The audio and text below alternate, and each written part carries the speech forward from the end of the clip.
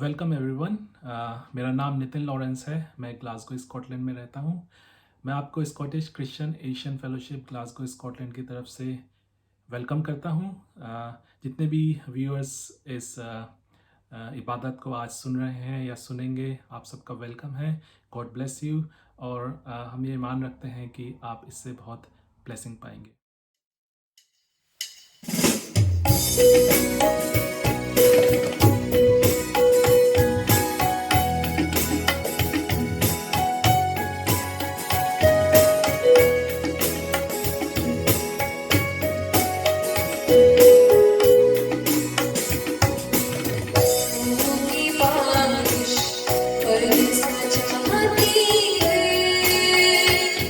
खुदा बख्श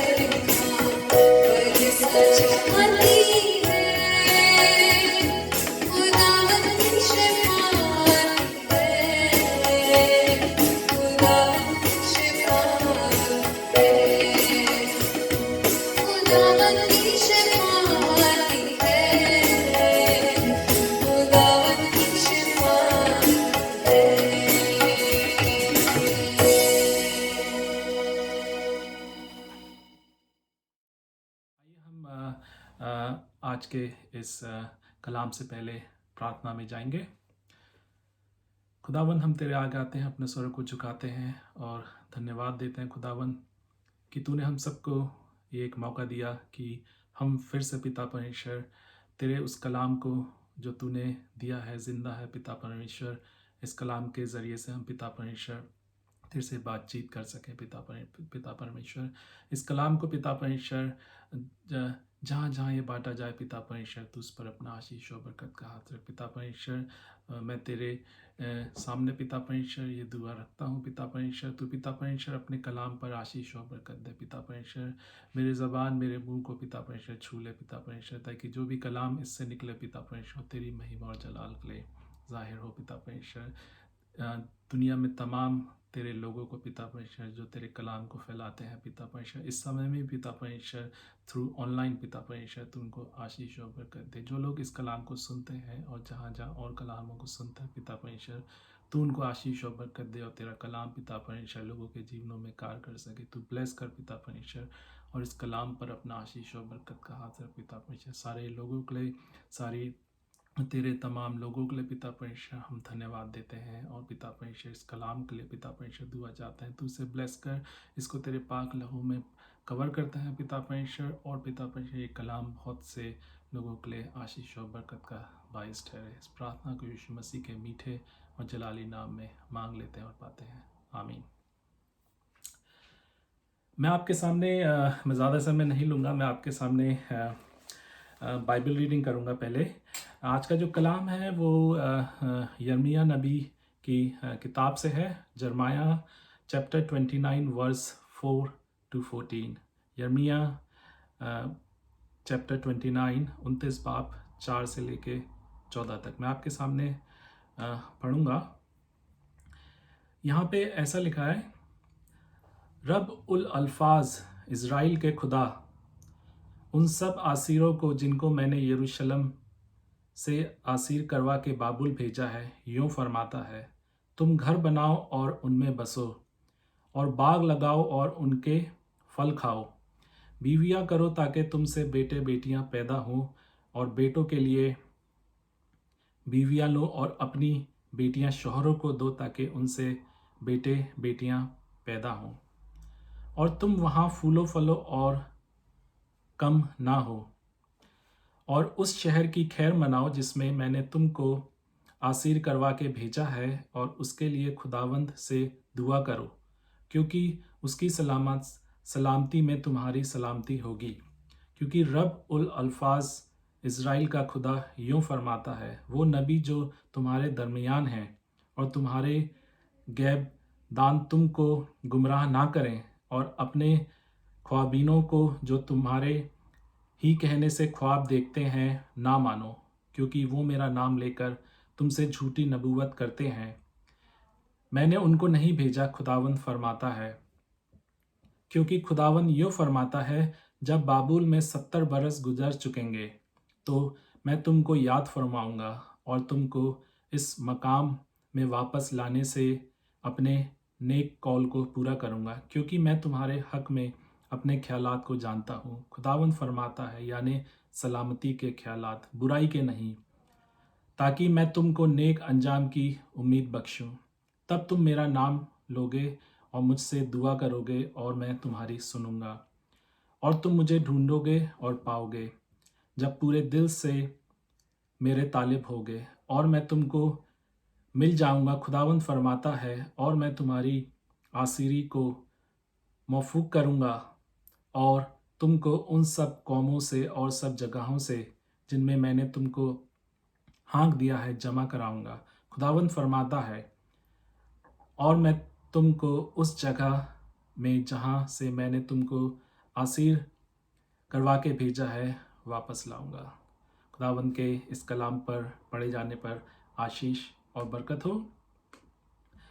तो आज का जो हम वचन जो खुदा ने हमें दिया है, जो मैं आपके सामने आज लेकर आया हूँ, तो ये उस एग्ज़ाइल के पीरियड की बात है जो यर्मिया नबी इन लोगों से करता है। तो यहाँ पे एक बड़ा सवाल है आज की प्रेजेंट सिचुएशन के हिसाब से, हम क्या करें या हम क्या कर सकते हैं जब हम ऐसी जगह में फंस जाते हैं कहीं या स्टक हो जाते हैं जहां हम नहीं होना चाहते। What do you do when you are stuck in a place where you don't want to B.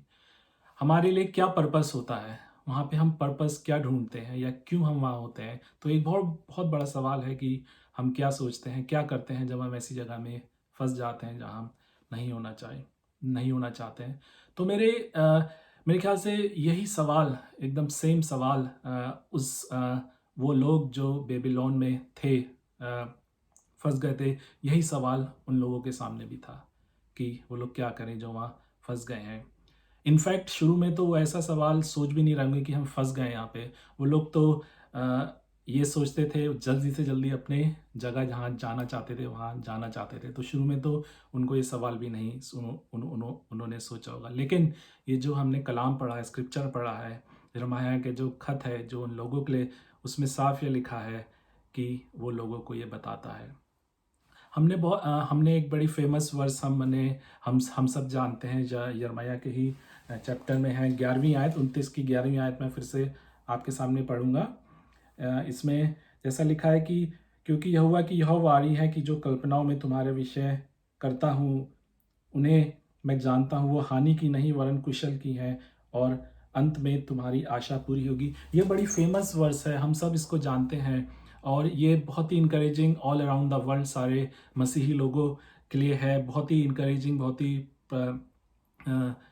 वैसी वर्स है जिससे हम प्रॉस्पर अपने को करते हैं। ये वो वर्स है जिसे हम लोग प्रिंट करते हैं, हैंग करते हैं, और अपनी जीवनों में, अपने परिवारों में फॉर गुड प्लान्स हम इस वर्स को क्लेम करते हैं। लेकिन रियलिटी ये है कि उस समय जो लोग वहाँ पे थे, बेबीलोन में थे, वो ये वर्स सुनना नहीं चाहते थे, क्योंकि यिर्मयाह ने जब उन्हें बताया कि ये जो जिस जगह में वो हैं वो जल्दी नहीं ख़त्म होने वाली है। वो जो स्क्रिप्चर पूरा हमने पढ़ा वो लोग नहीं सुनना चाहते थे इस स्क्रिप्चर को, लेकिन यिर्मयाह उन्हें बता रहा था। यिर्मयाह उनको ये कहना चाहता था जहाँ वो नहीं रहना चाहते थे। यिर्मयाह ने उनको बताया कि ये 7 दिन, 7 हफ्ते या 7 महीने या 7 साल नहीं वरन 70 साल की बात है। तो ये लोग वहाँ पे उस एग्जाइल में, बेबीलोन में, ये लोग नहीं सुनना चाहते थे। ये सिचुएशन से वो लोग बाहर इतनी जल्दी नहीं आ सकते थे। उन्होंने ये नहीं सोचा था कि उन्हें 70 साल लग जाएंगे। ये जो यिर्मयाह ने उनसे कहा, वो लोग सोचते थे कि ये बहुत जल्दी से बाहर आ जाएंगे। दे नेवर एंटिसिपेटेड कि this could take that long. मुझे नहीं पता कि जब उनको ये बातें पता लगी तो उन्होंने क्या सोचा, उनके दिल और दिमाग में क्या आया होगा। लेकिन उनके पास कोई ऑप्शन भी नहीं था। ये चीज़ उनके ऊपर इम्पोज हो गई थी, उन पे आ चुकी थी। वो लोग इससे भाग नहीं सकते थे। उनका कोई कंट्रोल नहीं था उनकी डेस्टिनी के ऊपर, उनके फ्यूचर के ऊपर। वो लोग कुछ नहीं कर सकते थे। केवल वो जो कर सकते थे वो ये कर सकते थे कि इस चीज़ को एम्ब्रेस कर सकते थे। जो ये चीज़ उनके ऊपर आई थी उसको एम्ब्रेस करके उसी में, खुदा की ओर से जो ये चीज़ थी उसी में एक पर्पस ढूंढ सकते थे। केवल वो ये कर सकते थे और उनके कंट्रोल में कुछ भी नहीं था। अगर हम इसको आज से कंपेयर करें तो I don't know how long as a church या as a community, as a society आप कह लीजिए, हम इस प्लेस ऑफ पेंडेमिक जिसे हम कहते हैं स्टक रहेंगे, जहाँ हम नहीं होना चाहते हैं। आई डोंट नो कि ये पेंडेमिक कब ख़त्म होगा, लेकिन आई होप कि जल्दी से जल्दी हम सबों के लिए ख़त्म हो। लेकिन बट आई थिंक कि हम एक चीज़ इससे लर्न कर सकते हैं। वो क्या चीज़ हम लर्न सकते हैं कि यिर्मयाह ने जो उन लोगों को इंस्ट्रक्ट किया कि सिचुएशन को कैसे हैंडल करें या सिचुएशन में क्या करें, तो ये चीज़ हम इससे सीख सकते हैं। यही कुछ बातें मैं आपके सामने आज लेके आना चाहता हूँ इस स्क्रिप्चर से जो आज हमने रीड करी हैं, क्योंकि इसमें ये बताया गया है कि कैसे हम इफ़ेक्टिवली उन चीज़ों में पर्पस ढूंढ सकते हैं, भले ही सिचुएशन कितनी ख़राब हो। हमें अपनी लाइफ पे होल्ड नहीं लगा देना है कि हम वेट करें कि हम जब ये चीज़ ख़त्म होंगी तब हम कुछ करेंगे। We have to still get on, जैसे हम कहते हैं कि we have to move on. तो हमें इसके बातों से बाहर निकल के इसके बारे में कुछ सोचना, अपनी लाइफ को आगे हमें प्रोग्रेस करना है। मे बी शायद यही आज का मेन मैसेज है। आप मुझे स्विच ऑफ कर सकते हैं चाहें तो, बट आई फील कि खुदा हमसे कुछ बातें आज इससे ज़्यादा और कहना चाहता है थोड़ी डिटेल में, तो मैं वो आपके सामने रखना चाहूँगा। खुदा ये बातें हमसे रखना चाहता है कि हमें एक्नॉलेज, ऐसे समय में खुदा को एक्नॉलेज करना, यानी उसे याद करना है, उसे ढूंढना है। केवल हम ऐसी सिचुएशन में हम बहुत इजी होता है कि हम प्री ऑक्यूपाइड हो जाते हैं, जिसे कहते हैं कि हम अपनी ही चीज़ों में बिजी हो जाते हैं बहुत ज़्यादा। हमारे खुद के सर्कमस्टेंसेस ऐसे हो जाते हैं कि हम अपने में ही बहुत बिजी हो जाते हैं, लेकिन हम दूसरों के बारे में ऐसी सिचुएशन में नहीं सोचते हैं। तो पहला सवाल ये आता है कि हाउ एग्जैक्टली कि हम कैसे क्या करें और कैसे करें इस सिचुएशन में जिसमें हम नहीं होना चाहते हैं। तो हम ये देखें कि जो एग्जाइल में, जो बेबीलोन में लोग फंसे थे, उन लोगों ने क्या किया। How did they the people do in in Babylon. So 3 चीज़ें हैं जो मैं आपके सामने रखूँगा कि वैसे तो बहुत चीज़ें हम इन वर्सेस में से सीख सकते हैं, लेकिन 3 मेन चीज़ों पे मैं आपका ध्यान लेके जाऊँगा। पहली बात, पहली चीज़ जो इस पैसेज में से इमर्ज हुई है, वो है change your frame of mind and focus on the future. हम अपने माइंडसेट को, अपने सोच विचार को चेंज करें। केवल हम प्री ऑक्यूपाइड ना रहें अपनी ही सिचुएशन में, अपने ही उसमें, और हम फ्यूचर के बारे में सोचें। हम केवल शॉर्ट टर्म बारे में सोचते हैं कि अब ये ख़त्म हो जाएगा, तो हम वेट करते हैं इससे एग्ज़िट होने का। रादर कि हम उन चीज़ों पे ध्यान सोचें जो जैसे जरमाया ने भी उन लोगों को बताई बेबीलोन में, कि वो कैसे इसमें भी लॉन्ग टर्म सोच सकते हैं, भले ही हमारे पास शॉर्ट टर्म चैलेंजेस क्यों ना हो।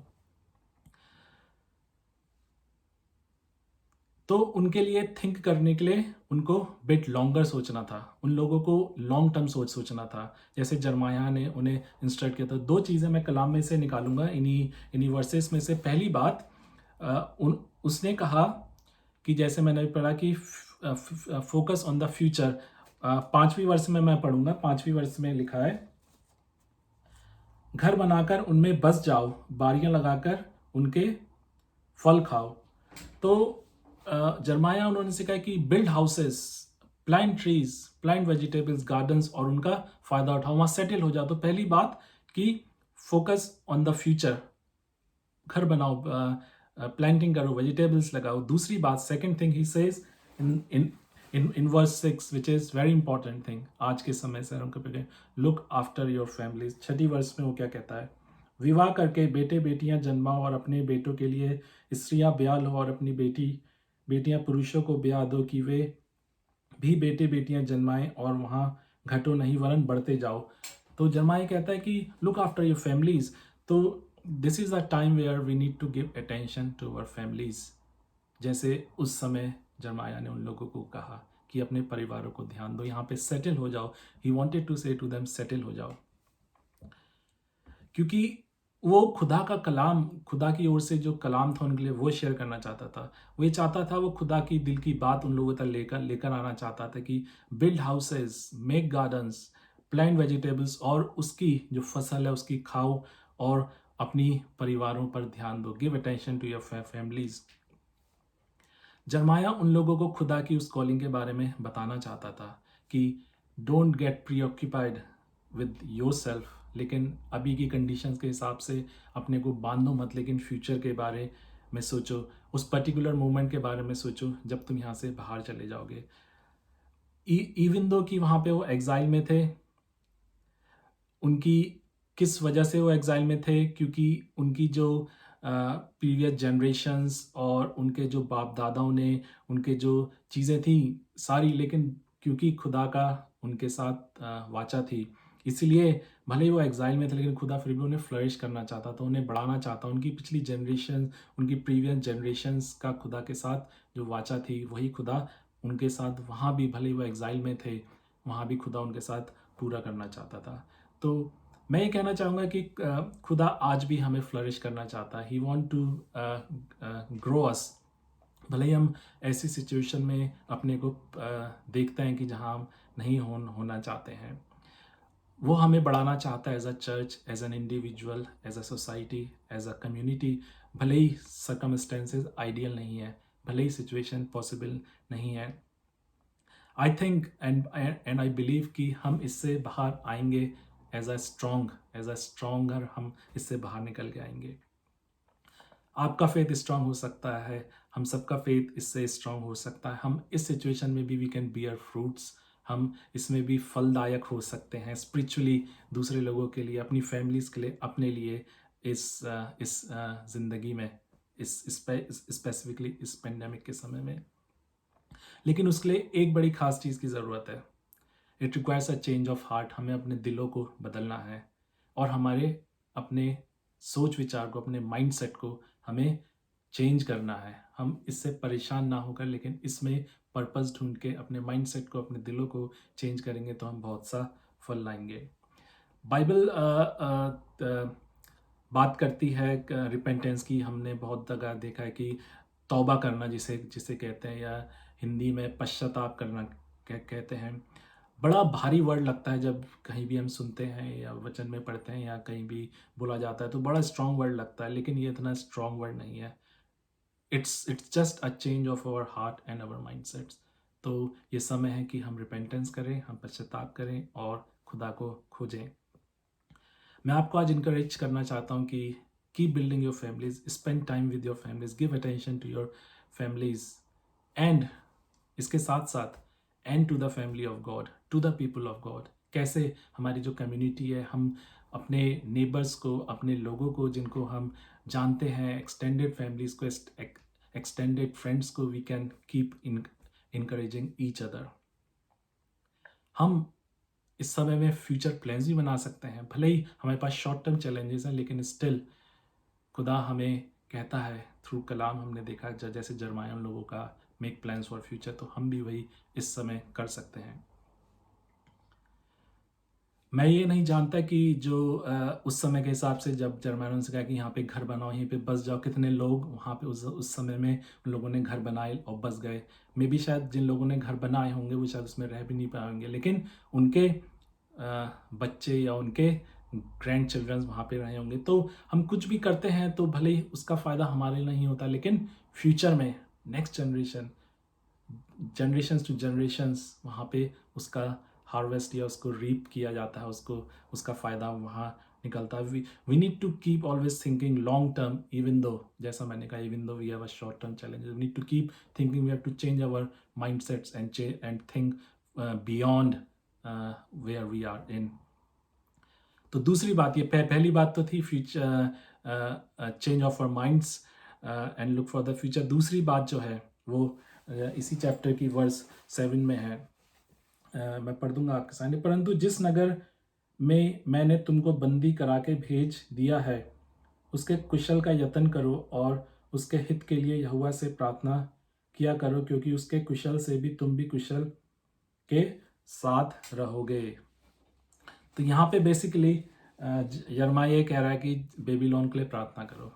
तो उस समय जो लोग वहाँ पे थे, ये शायद आखिरी बात होगी कि वो करेंगे उस जगह के लिए जहाँ पे वो फंस गए थे, उस सिचुएशन के लिए या उस जगह के लिए, उस सिटी के लिए, उस देश के लिए, कि वो प्रार्थना करने की सोचेंगे। With this was the last thing they would have thought about, that we should pray for Babylon. लेकिन कलाम हमें दिखाता है, यर्माया ने उनसे कहा कि तुम उस जगह के लिए प्रार्थना करो, ताकि जब उनका कुशल होगा तो तुम्हारा भी कुशल होगा, क्योंकि तुम लोग यहाँ पे अब रहते हो। उन्होंने कभी एक्सपेक्ट भी नहीं किया था मेरे ख्याल से कि खुदा उनसे ऐसे बात करेगा कि तुम इस सिटी के लिए प्रे करो, यहाँ पे फ्लरिश होने के लिए प्रे करो, कि खुदा तुम्हें यहाँ पे बढ़ाएगा। हमने पहले ही पढ़ा किस तरीके से उन्होंने कहा कि तुम यहाँ पे सेटल हो जाओ, अपनी फैमिलीज बढ़ाओ, अपने बच्चों को बढ़ाओ, तो ताकि तुम जब आशीष पाएंगे तो तुम भी आशीष पाओगे। तो यहाँ ये हमें दिखाता है एक वर्ड यहाँ पे बड़ा अच्छा है कि यहाँ यर्माया से अगर हम इसको कंडेंस करके करना चाहें तो इट व्हाट यर्माया से वो कह रहा है कि फेस आउटवर्ड्स, बाहर की तरफ देखो।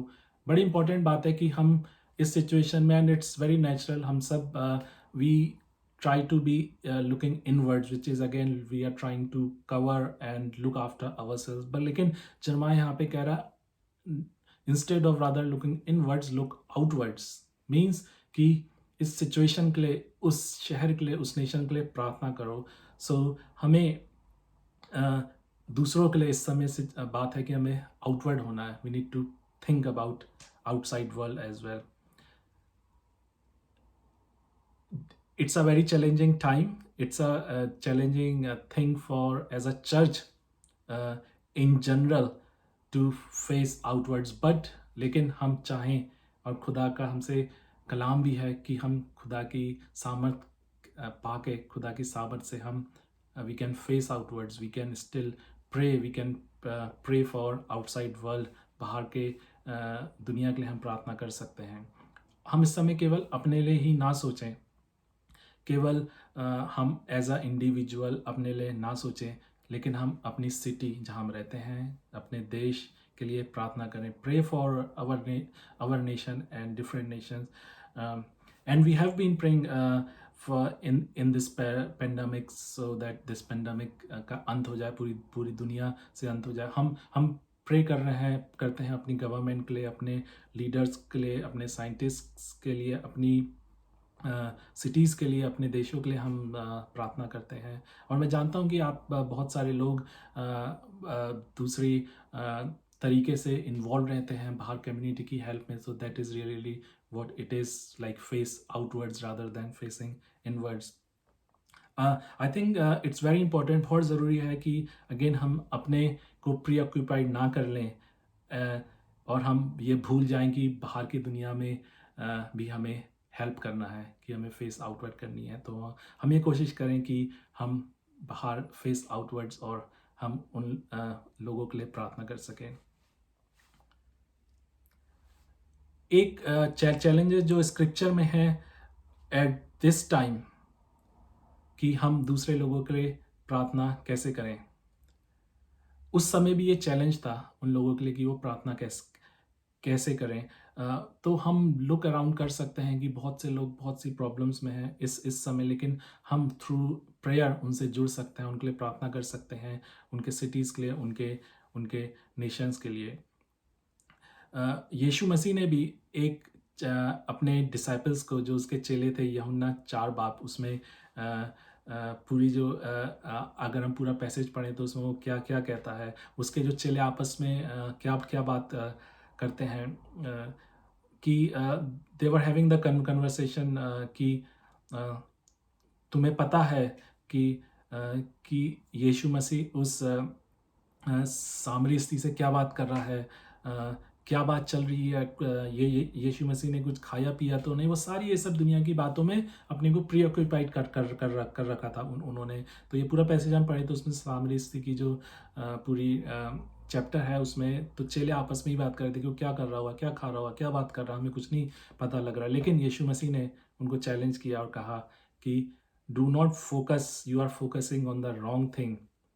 यीशु मसीह ने कहा अपनी आंखें उठाओ, look up, lift up your eyes, और उन खेतों को देखो जहाँ पे फसल तैयार हो गई है। फसल तो बहुत है लेकिन पक गई है, लेकिन उसको काटने वाले कम है। तो हम अक्सर काफ़ी प्री ऑक्यूपाइड, काफ़ी दुनियावी चीज़ों में व्यस्त हो जाते हैं कि ये कैसे है, ये कैसे है, ये कैसे है। लेकिन जो असली बात है, तो खुदा हमसे कहता है आँख उठा के देखो। तो आँख उठा के देखना मतलब अपनी इनवर्ड से हम आउटवर्ड, अपनी आँख से आउटवर्ड देखें, और हम उनके लिए बहुत कुछ कर सकते हैं। कभी कभी हमें अपने को स्टॉप करना चाहिए। We need to stop looking inwards again, and we need to look around, see the opportunity बहुत है। जैसे कि यूहन्ना 4 में मैंने पढ़ा कि खुदा कहता है कि यीशु मसीह कहता है कि आंखें उठा के देखो, कि तैयार है, फसल तैयार है, लेकिन काटने वालों की कमी है। तो यही बात है कि हम बहुत अपॉर्चुनिटी होती है यदि हम बाहर उठा के आंखें अपनी देखना चाहें। So let's change the frame of our mind. Again मैं वही बात कहूँगा कि it's all about changing our thinking, way of thinking in the situation where we don't want to be. Let's begin to face outwards. हम बाहर की तरफ भी देखना शुरू करें, और उन अपॉर्चुनिटीज़ को जहाँ पे हम इंटरवीन कर सकते हैं और लोगों की मदद कर सकते हैं। हम इसमें अपने को as a part of the solution, हम अपने को एज अ कह सकते हैं, क्योंकि हम उस खुदा को जानते हैं जिससे हम प्रार्थना करते हैं। तो see ourselves as a part of solution. हम सर्टेनली इतनी प्रॉब्लम्स या ऐसी सिचुएशंस हैं हमारी कम्युनिटी, हमारे बिल्कुल पास में ही शायद ऐसी प्रॉब्लम्स होंगी कि हम वहाँ पे सॉल्यूशन बन के जा सकते हैं। तो हम बाहर देखें कि क्या प्रॉब्लम्स हैं, क्या अपॉर्चुनिटीज़ हैं और हम वहाँ कैसे मदद कर सकते हैं। फिर यिर्मयाह बात करता है खुदा के प्लान्स की, उन उन लोगों से। अगर चैप्टर में जैसा हमने पढ़ा कि खुदा ने उनके लिए क्या प्लान कर कर रखे हैं, और वो बड़ी इंपॉर्टेंट बात यहाँ पे ये भी कहता है कि फॉल्स प्रॉफिट्स और फॉल्स डिवाइनर्स, जो भविष्यवक्ता और जो लोग ड्रीम्स को बताते हैं, उनसे बच के रहें। मैं ही नहीं जानता कि आज उस चीज़ को कैसे हम अप्लाई करें, लेकिन I will try to put into today's perspective इसकी listen carefully what we listen to. तो आज की सिचुएशन में हम लिसन करते हैं यूट्यूब से, सोशल मीडिया से। तो be careful what we listen and specifically be careful about prophetic word जो हम सुनते हैं थ्रू सोशल मीडिया, क्योंकि हर कोई जो क्लेम करता है कि वो खुदा की ओर से है, वो खुदा की ओर से नहीं है। कभी कभी समटाइम्स लोग खुदा की ओर से नहीं बोलते हैं क्योंकि वो खुदा की ओर से होते ही नहीं हैं, लेकिन अक्सर बहुत अच्छे लोग खुदा की बातों को बोलते भी हैं, but actually it's just their opinion. कई दफ़ा लोग बोलते हैं और बिल्कुल खुदा की ओर से ही लगते हैं, लेकिन कभी कभी वो उनका केवल ओपिनियन होता है। और it's not a problem of anyone, कोई भी अपना ओपिनियन रखता है, लेकिन अगर वो इंसान ऐसे करके रखता है कि वो खुदा की ओर से है, दैट इज़ वेरी डैमेजिंग। वो सुनने वाले के लिए बहुत नुकसानदायक हो सकता है। तो हम बहुत केयरफुल होंगे जब भी हम कुछ सुने, और स्पेशली आज के इस पेंडेमिक में के समय में ऑब्वियसली हम लोग चर्च में इकट्ठा नहीं हो सकते हैं जैसे होते थे, तो mode of our listening is through social media. तो हम बहुत केयरफुली सुने और उसको समझें और उसी पे अमल करें कि क्या खुदा की ओर से है या क्या नहीं है। क्योंकि जैसे हमने कलाम में भी पढ़ा इन वर्सेस में कि यिर्मयाह भी उन लोगों को चिताता है, उन लोगों को वार्न करता है कि तुम फॉल्स प्रॉफिट्स को नहीं सुनना, क्योंकि वो ये भी कहता है कि वो तुम्हें वही सुनाना चाहते हैं जो तुम सुनना चाहते हो। वो नहीं सुनाना चाहते हैं जो खुदा की ओर से, वो केवल वो तुम्हारे कानों में डालना चाहते हैं जो तुम सुनना चाहते हो। So again be careful.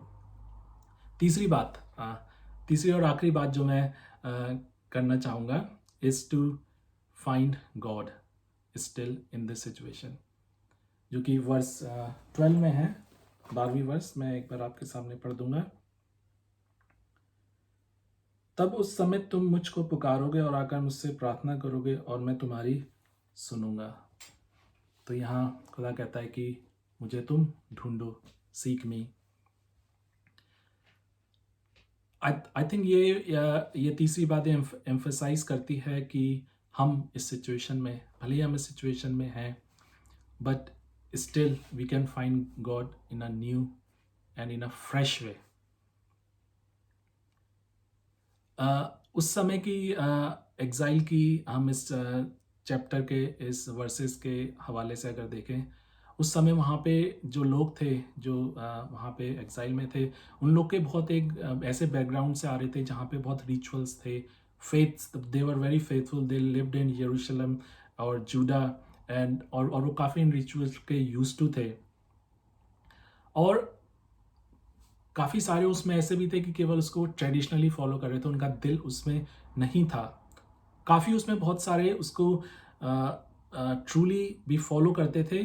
जब वो मंदिरों में जाते थे प्रार्थना करने के लिए, वर्शिप करने के लिए, सेक्रीफाइस, जो सारी चीज़ें लिखी होती थी वो सब करते थे, लेकिन वो लोग एज अ ट्रेडिशनल फॉलो कर रहे थे। अब लेकिन अपने मे बी सिंसियर हार्ट से फॉलो नहीं कर रहे थे। लेकिन एक ऐसी बात है जो ये सच है कि वो जो सारे लोग थे वहाँ पे, जितने भी लोग थे, वो जिसे हम कहते हैं सेम बोट में थे, एक ही सिचुएशन में थे, और उनको उस सिचुएशन में उन सबों को अपने लिए खुदा को ढूंढना था। तो एक उनका कॉमन पर्पस था, भले ही वो किसी बैकग्राउंड से आए हों, कि उनको उसी सिचुएशन में they need to find and see God for themselves. उनके पास कोई ऑर्गेनाइज्ड उस समय फेथ कह लें या ऑर्गेनाइज्ड खुदा को ढूंढने का कोई तरीका नहीं था। And I think this is very important. We can straight away relate ourselves in this situation कि हम भी सिमिलर पोजीशन में हैं। हमारे पास ऑर्गेनाइज इस समय तरीका नहीं है कि हम चर्चेज़ में जाएं, हमारे पास चर्चेज़ अवेलेबल हो, हमारे पास म्यूज़िक वर्शिप अवेलेबल हो, हमारे पास कुछ भी अवेलेबल नहीं है जो चीज़ें हमारे लिए सुविधा के लिए थी, जिससे हमें आराम होता था कि अपने फेथ को बढ़ाने में या खुदा की परस्तिश करने में। हमारे पास वो अपने फेथ को, जिसे हम प्रैक्टिस ऑफ फेथ को, हमारे पास एबिलिटी, वो सारी चीज़ें नहीं हैं। This is completely a new thing for us everyone. हमने कभी पहले फेस नहीं किया कि हम संडे को चर्च नहीं जा पा रहे हैं। लेकिन now it's been 6 months, more than 6 months, तो it's a different scenario, it's a completely different way कि हम जिस सिचुएशन में हैं, लेकिन इसमें भी हम खुदा को ढूंढ सकते हैं। I think and I believe खुदा इस सिचुएशन में ये चाहता है कि हम अपने लिए खुदा को ढूंढें। खुदा ये चाहता है कि इस सिचुएशन में हम अपने लिए उस खुशी को, उस जॉय को ढूंढें अपने पूरे दिल से और अपने पूरे मन से। अभी जैसे मैंने ऊपर थोड़ा पहले यूहन्ना 4 बाब की कुछ वर्सेस को पढ़ा था, जिक्र किया था। मैं उसकी 24वीं वर्स को आपके सामने पढ़ना चाहूँगा। यूहन्ना 4 बाब उसकी 24वीं वर्स को मैं आपके सामने पढ़ूँगा। इसमें लिखा है, खुदा रूह है और ज़रूर है कि उसके परिस्तार रूह और सच्चाई से परस्तिश करें। तो ये मैंने इसलिए पढ़ी कि आज भी भले ही हम इस सिचुएशन में, खुदा यही हमसे चाहता है कि हम उसकी परस्तिश करें रूह और सच्चाई से, पूरे in the spirit and in the truth हम उसकी परस्तिश करें। आई थिंक इस समय खुदा हम चाहता है कि वो हमारे दिलों में काम करना चाहता है। वो चाहता है कि हम उसको एक नई तरीके से, एक न्यू तरीके से और एक डीप अंडरस्टैंडिंग में, एक उसकी जिसे कहते हैं अनपैक करना, हम कलाम को अनपैक करके उसकी तह में जाके हम खुदा को खोजें और हम खुदा को पाएंगे। आज मैं आपको इनकरेज करना चाहता हूँ कि keep reading your Bibles, keep praying, keep encouraging each other. लोगों से कनेक्ट करें, फेलोशिप करें। I know with in the rules of social distancing, लेकिन एक दूसरे को इनकरेज करें, कीप बिल्डिंग ईच अदर, और टाइम निकालें कि हम खुदा को एक नए, एक फ्रेश वे में कैसे ढूंढ सकते हैं। आई नो कि हम सब एक ऐसी सिचुएशन में स्टक हो गए जहाँ पे हम नहीं होना चाहते थे। आई नो कि ऐसी सिचुएशन नहीं होनी चाहिए थी, लेकिन we can't change the situation, so let's embrace, so let's take it what is where we are in this situation, और उसकी कृपा, जिसे हम कहते हैं ग्रेस, उसकी कृपा हमें हेल्प करेगी खुदा को एक नए फ्रेश तरीके से ढूंढने की और उसको सीख करने की।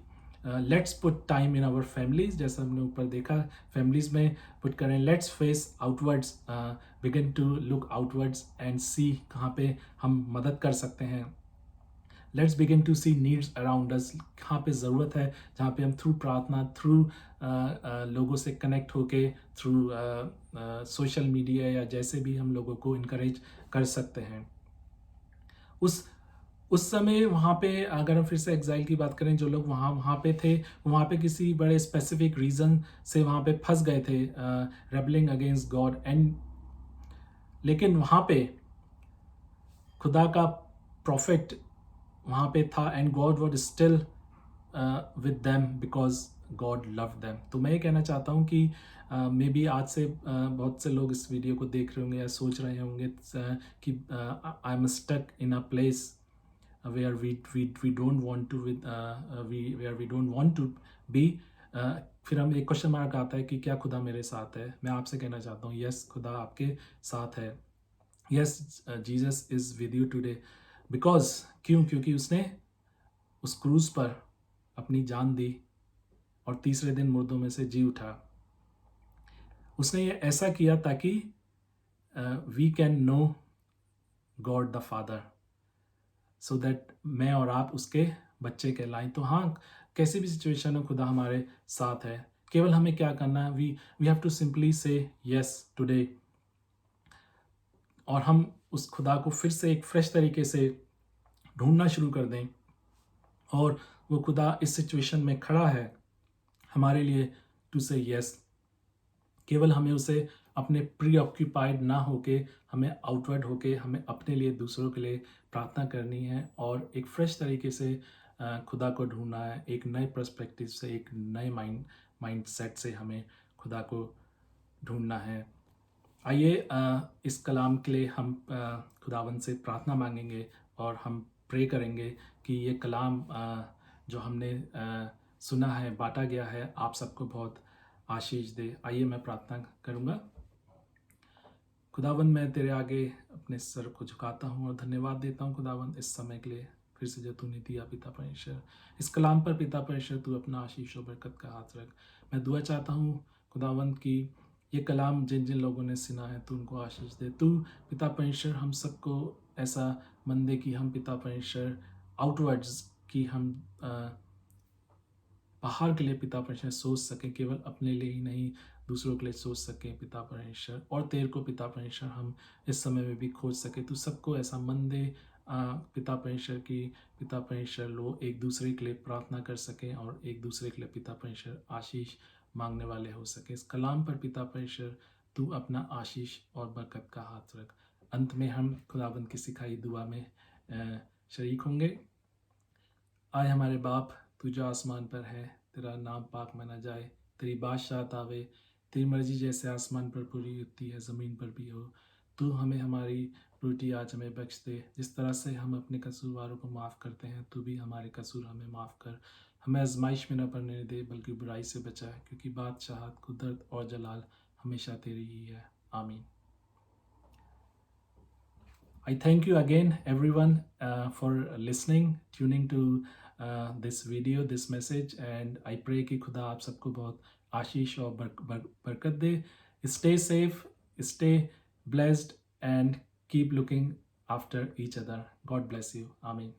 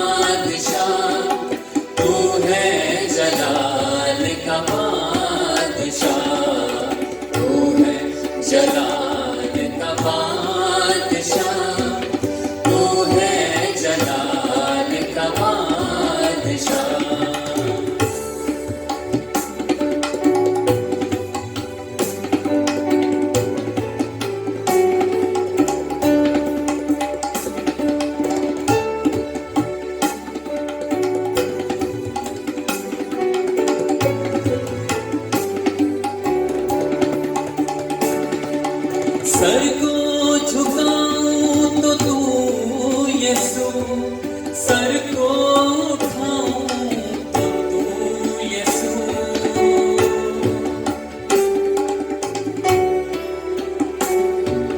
सर को झुकाऊं तो तू यीशु, सर को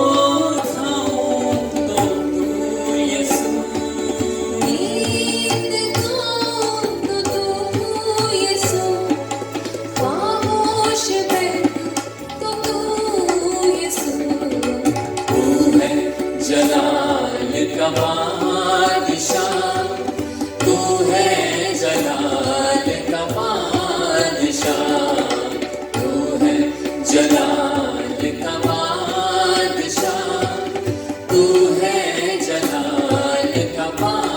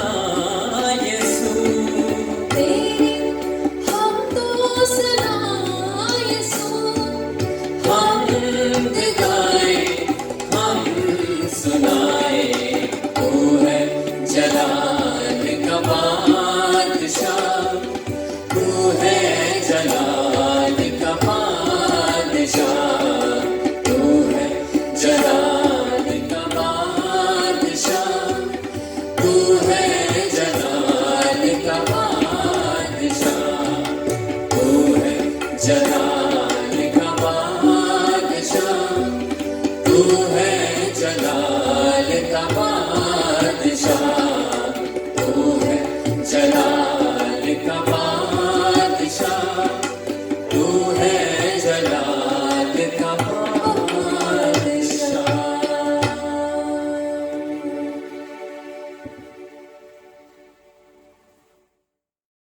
हम एक बार फिर अपने खुदावन खुदा का धन्यवाद करते हैं, शुक्र करते हैं कि उसने अपने कलाम को अपने बच्चे को दिया ताकि वो हमारे साथ बांट सके। आई होप कि आप सब ने उससे बरकत पाई होगी और कुछ ऐसा सीखा होगा जिसको आप अपनी ज़िंदगी में अमल कर सकते हैं, उस पर चल सकते हैं और अपनी ज़िंदगी को खुदावन में ट्रांसफॉर्म कर सकते हैं। आइए हम आखिरी दुआ में शामिल हों। पाक परवरदिगार, हम तेरा शुक्र करते हैं कि तू जिंदा खुदा है, तू जलाली है, तू अद्वैत है और तेरे जैसा कोई नहीं। पाक परवरदिगार, तेरे कलाम के लिए तेरा शुक्र करते हैं। खुदावन होने दे कि ये कलाम हमारे घर में बैठ सके, हमारे दिल में बैठ सके और हम इसके वसीले अपनी बरकतों को जो तूने हमारे लिए अपने आसमानी खजानों में रखी है हमें मिल सके। जिंदा खुदा, हमारे साथ हो, हमें अपने लहू के बाड़े में बांध कर रख और अपनी शिफा और अपनी तसल्ली दे, अपने फरिश्तों की निगहबानी दे, ताकि जब जब खुदावन शैतान हम पर जोर आजमाए तब तक हम तेरे साथ तेरी हुजूरी में खड़े हो, तेरे लहू के वसीले खड़े हो और उस कलाम की ढाल को पहन खुदावन उसका सामना कर सके और खुदावन उसको नेस्त नाबूद कर सके, उसको तेरे पैरों के तले कुचलने वाले हो सके। खुदावन, हम तेरा शुक्र करते हैं कि तू जिंदा है और तू हमारे साथ है, हमारे घरों में है। हम पर रहम कर, हमें ताकत तौफीक से मुहैया कर। खुदावन यीशु मसीह के वसीले से दुआ को मांगते हैं, आमीन। हमारे बाप, तू जो आसमान पर है, तेरा नाम, सिर्फ और सिर्फ तेरा नाम पाक माना जाए। तेरी बादशाहत आए, तेरी मर्जी ऐसे आसमान पर पूरी होती है, जमीन पर भी पूरी हो। हमारे रोज की रोटी आज हमें बख्श दे और जिस तरह हम दूसरे गुनाहों को माफ करते हैं, तू हमारे गुनाहों को माफ कर। हमें आजमाइश में ना पड़ने दे, बल्कि बुराई से बचा, क्योंकि बादशाहत, कुदरत और जलाल हमेशा हमेशा तेरी है, आमीन। अब हमारे खुदावन यीशु मसीह का फजल, खुदा बाप की मोहब्बत और पाक रूह की रिफाकत और शराकत आप सभी के साथ और उन तमाम लोगों के साथ जो इस समय इस इबादत में बैठे हैं और तमाम मसीह ईमानदारों के साथ आज से लेकर अब तक होती रहे,